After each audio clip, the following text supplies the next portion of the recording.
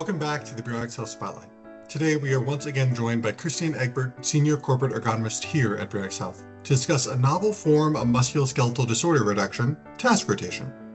We'll explore when, how, and why task rotation is used in the workplace, and if, like many search results will tell you, it's the right choice for you.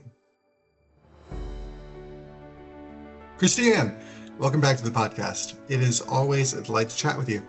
There's been a lot of discussion, AI queries, Google results, and chatbot responses about the question, how do I reduce musculoskeletal disorders, or MSDs, in the workplace? One of the results that keeps popping up seemingly is something called task rotation. Can you tell us exactly what that is? It's a good question. What is task rotation? It's funny because it shows up a lot of different ways, right? Sometimes it'll show up, probably more often than not, it's called job rotation. I like task rotation. Ideally, I like job task rotation because when you look at the difference, so job rotation is really hard, if not impossible to do, because I'm hired with this job title. And if I'm a machine operator, you can't move me over to be a material handler, right? That's just not how it works. So job rotation, I don't even know is actually a thing, but a lot of times people call it that. So I like to differentiate. Job task rotation would be a little bit different. So maybe I am a machine operator, but for part of my day, I'm operating this machine that has small parts, and another part of my day, I'm operating this machine that has large parts. So there's a difference there, obviously, between being a machine operator and being a material handler. I'm still working within my job title, so to say, but the tasks that I'm doing in that job title are different. So for the operator, that might mean that I'm switching machines, or maybe I am in the receiving area, and for the first 2 hours, I'm unloading trucks, and the second 2 hours, I'm repalletizing, something like that, right? The tasks that I'm performing are different. So that's what it looks like for the worker. There's some ideal situations and some less than ideal situations. And I think that's really where it comes down to, if I'm going to go with job task rotation, what should that look like? Yeah, so let's dive directly into that. Okay. An employer has seen, discomfort or injuries popping up in a specific place or with a specific employee in their workplace, and they've, discovered this method of job task rotation. What are those benefits or drawbacks that that employer needs to consider when they are looking at this versus those other ergonomic methods that might be more effective in the long term or less effective? Yeah. So I would say the list can be equally long on benefits and drawbacks. And obviously the drawbacks list might actually be a little bit longer, if I'm being honest. The benefit, what the reason people often jump to it is they think this is going to be quick and easy, right? I'm going to move this worker from this station to this station. And when I look at my ergonomic, my quantitative risk assessment, great, the exposure to that job task is now going to be less. And automatically, instead of saying, oh, this is an 8-hour a day task, now it's only a 2-hour a day task, and voila, everything lights up green. Looks really easy to do. And on paper, you might be able to show that reduced risk because you are doing the ergonomics assessment on a specific job task. So that's the benefit. That tends to be why people jump into it. Short term, and if it's done correctly, I think it can reduce fatigue for the person that's doing it, right? If I'm always reaching across the line with my right arm, and now I'm no longer reaching across the line with my right arm, I'm going to be reaching across the line with my left arm because I switched to the opposite side. Okay, well, my right arm might not be as tired at the end of the day, and I'm, kind of spreading that out a little bit. In theory, that can be a benefit. It allows for more cross training. People can, have the ability to work in different areas. That way, if somebody calls off sick from this one, like, oh, hey, you're trained to work on this as well, let's move you over here, and we can shuffle people around. And I think that is helpful. And it kind of breaks it up for people, right? It could improve their engagement, reduce the monotony of being at the exact same spot all day, every day. So I think those are the reasons why people think, oh yeah, this is probably a good idea. This is a winning situation here. The drawbacks come when you think about the types of job tasks that you have somebody to rotate to, right? So I use the example of standing on opposite sides of the line. So I'm reaching with the right side versus reaching with the left side. Okay, that could be valid. Overall, my shoulders might still be tired, but I'm minimizing the risks to each side by that rotation. That said, if the tasks are too similar, there's less of a benefit. So I gave the example of somebody, in receiving and they're unloading a truck. Okay, they're taking stuff off of a pallet and they're moving it, maybe putting it on a line. And Mhm. then their second task is to palletize it. Okay, so now I'm taking it off and I'm putting it back on. Kind of going through the same motions. One's a lift, one's a lower, but I'm still using the same muscles.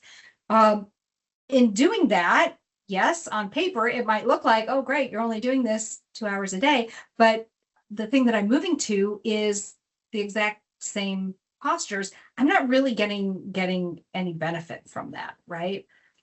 When we think about job task rotation, the engineer mindset is like, okay, I've got a box of rat poison here, and we all have to, either one person can eat all of it, or we all have to take a little bite of it. Am I spreading out my risk ultimately? Yeah. Right. Obviously not as dangerous as something like that, but we're spreading it out amongst everybody instead of actually taking the time to reduce it. When we think about the hierarchy of controls, there's a reason that these administrative controls fall below equipment and engineering controls. So I think that's important to remember. I think, That, you know, yeah, when we're hearing about this and, the first thing, like you talked about, the first thing that pops in your mind is, oh, this is so easy. We can spread out the risk. We can, push this to other places, reduce here, these, little things that are adding up. But I feel like what you've talked about is really like these secondary results that are coming, these secondary impacts. Is there, something about a learning curve that's creating a safety risk as well when you're pushing these employees around to other positions? yeah. I mean, certainly that's that's always a risk, right? What's the saying? Jack of all trades, master of none. It really just depends on the type of work that you're having people rotate between. If you're looking at like a quality inspector and they are very trained in what they're doing and they know exactly what they're looking for, and then you switch them to something completely different. Maybe it's a different piece of equipment that they're inspecting and it's a completely different skill set. Do you run the risk of them not being as good because they're focusing on so many different pieces? That, yeah, absolutely, that's a valid concern. If a company is, you know, adamant on implementing these kind of short-term solutions, like you mentioned, how do you know as an ergonomist what tasks are viable to switch to that would actually be effective? It's so much work. I mean, honestly, again, you have to understand what the job titles are. You have to understand what, if it's a union environment, what jobs can they work. You can address training issues, obviously, on if they're trained to be able to do it, but then you have to have the resources to train them to be able to do these other job tasks. But ultimately, you have to know and understand what the ergonomic risks are for each of the job tasks that you're considering. So if you don't have kind of an entire worksite evaluation, or we'll even say a departmental evaluation done on quantifying those ergonomic risk factors for each body part by left and right side for, the arms and shoulders and that sort of thing, you really don't know what tasks are viable to rotate to, because you have to know and understand what those risks are. So in my opinion, you should do it very quantitatively. You could do it on a very high level, but ultimately you're not really going to know. You could just be like, oh yeah, we know the shoulders are bad in that one. Oh yeah, we know the back is bad in that one. But like, okay, the back is bad, but did you check the shoulders? Right? So a lot of times I think people kind of pinpoint of, oh yeah, this one is really hard on the back. This is where we've had injuries on the back, but just because they haven't had an injury on the shoulder doesn't mean that the risk isn't there, right? So. Yeah. And I feel like when, you're just looking at, oh, we're getting injury here, so if we move them somewhere else, we're also removing a lot of the benefits of the ergonomic process of, understanding exactly where these injuries are coming from and modifying a job task rather than swapping to another one. Correct. Yeah. And maybe not even modifying the job task, but modifying the equipment, modifying yeah. Yep. I want to cycle back really quickly to something you mentioned when we were talking about benefits and drawbacks just a moment ago. You mentioned the hierarchy of controls. Could you explain the hierarchy of controls succinctly and kind of talk about how task rotation falls into that versus those higher controls that might be addressed first in the ergonomic process? Have you ever met me to be able to explain I anything know succinctly? succinctly might not be the best word. You knew where I was going with that too. Yes. Yeah. All right. So the hierarchy of controls is put out by NIOSH, and it's a little triangle shaped color coded thing that talks about the order that controls should be implemented. And ideally, we want to be able to eliminate risk. And this can be used for ergonomics. In general, we use it in the safety world, I think. But the first thing you would want to do is be able to eliminate whatever that risk is, right? So let's make it so that this person doesn't have to lift this heavy thing.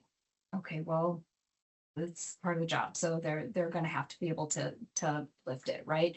So elimination is always kind of the best bet. That's what you want to do if you can. But when you can't do that, then you move on to substitution. Is there something else that we can do instead of having to lift this heavy thing? I think we struggle with this, or maybe it kind of tends to fall into different areas when it comes to substitution. That substitution is not substituting me doing it for you doing it. That's not what we mean by substitution. But the next piece is the engineering controls. And I often call this kind of equipment or engineering controls. And for me, this is really where ergonomics comes in.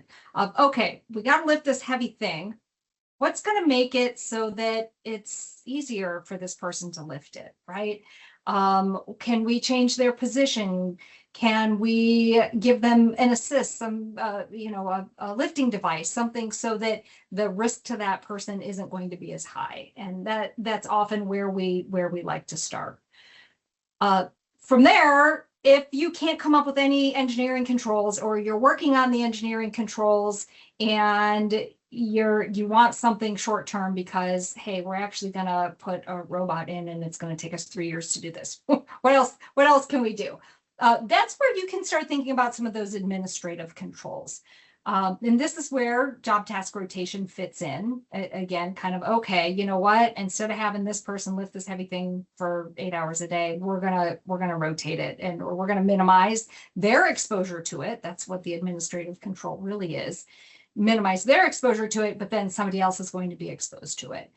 And then after that, there's personal protective equipment. In a lifting example, there probably isn't something, but things like safety glasses. If I've got flying shards coming out, ideally I'd eliminate the flying shards. If I can't do that, maybe I'm putting a barrier in, so there's an engineering control in place, or I'm going to have them put safety glasses on, or in that case, probably a combination of the above, right? So the things like job task rotation, they fit squarely in the administrative controls piece. Behavioral controls really kind of fall into that administrative controls as well. Thinking about the way people are working, that sort of thing. So they can work, but they're not as effective as some of the others. Yeah. I will say, ideally, we'll eliminate the flying shards is something I would like in my obituary if I ever am involved in a workplace accident. I work from home, but I want it written down. If there are flying shards while you're working from home, something has not gone well in your day. Yeah, exactly. So just one final piece on looking at job task rotation.